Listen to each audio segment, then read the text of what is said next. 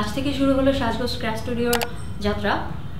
আজকে আমাদের প্রথম পরিবেশনা হ্যান্ডমেড র্যাপিং পেপার। সামনেই চলে আসছে ঈদ উল ফিতর।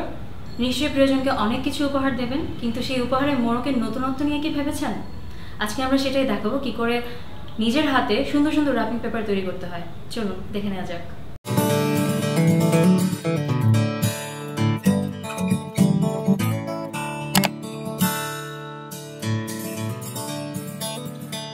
ব্লক স্ট্যাম্পিং এর জন্য আমাদের লাগবে একটি লাল রঙের অফসেট কাগজ, হোয়াইট অ্যাক্রিলিক,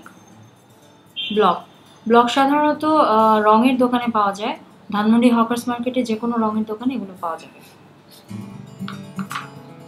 সাদা রঙটি মিশিয়ে নিচ্ছি, একটু বেশি লাগবে এখানে।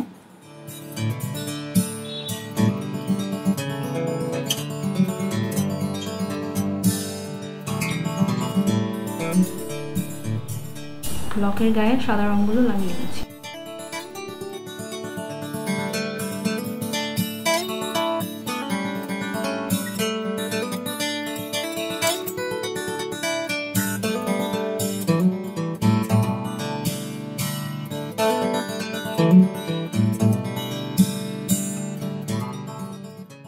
ব্লকের গায়ে সাদা রং লাগিয়ে নিচ্ছি। এখানে একটু বেশি করে লাগাতে হবে, কারণ কাগজ রঙগুলোকে শুষে নেয়।